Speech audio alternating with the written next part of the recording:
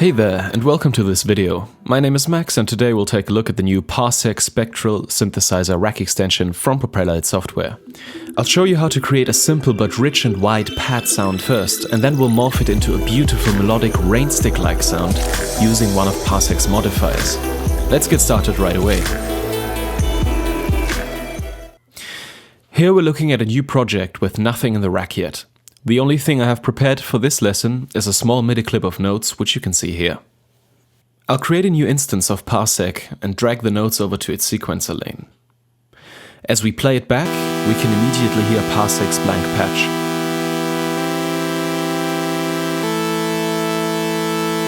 If your sound sounds different, remember to reset the patch after creating the synth. Since this is going to be a pad sound, I'll start by adjusting the amplitude envelope accordingly. I'll add some attack and release to make it sound a bit softer.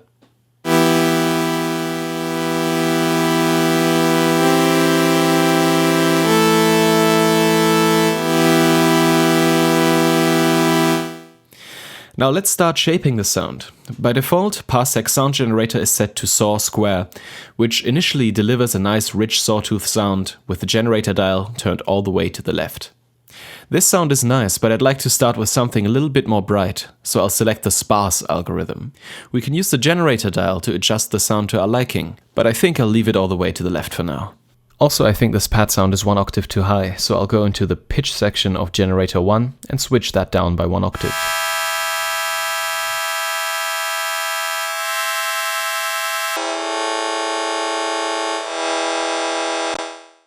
We can enhance the pad's richness by giving it some more space in the stereo field.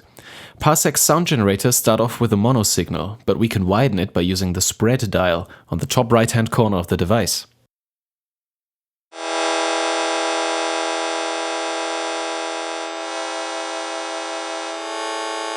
To further enhance our sound stereo field, we'll add some reverb and delay to round it off.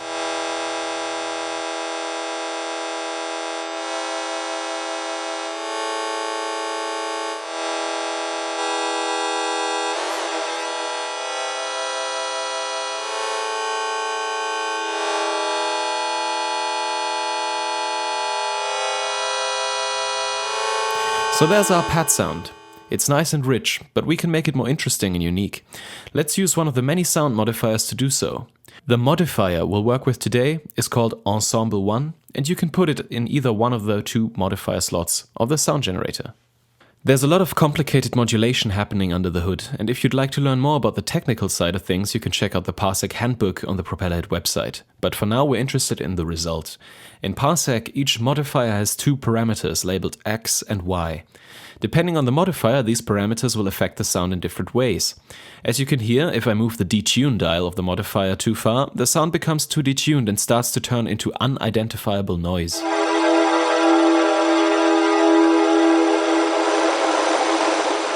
But if I leave the amount somewhere between 1/3 and 1/2, we return to our rich pad sound, but this time with some nice movement.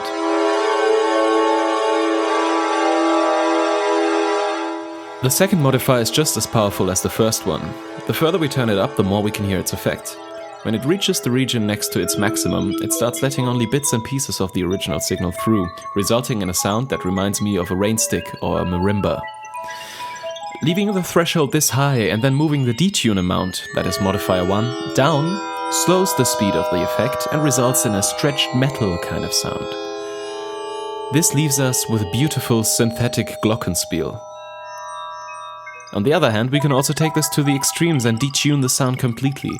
This takes most of the tone out of the partials that Parsec generates its sounds with and leaves only noise.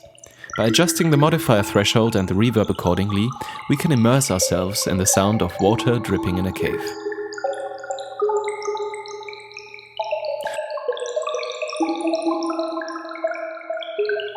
So using just a single modifier and Parsec's onboard effects, we were able to create 3 completely different sounds, each one with their own unique character. Think about what you could do by bringing in modulation or another modifier, and then double that because you have an entire second sound generator at your disposal. It really is a sound designer's dream. I hope you enjoyed this video on sound design in Parsec.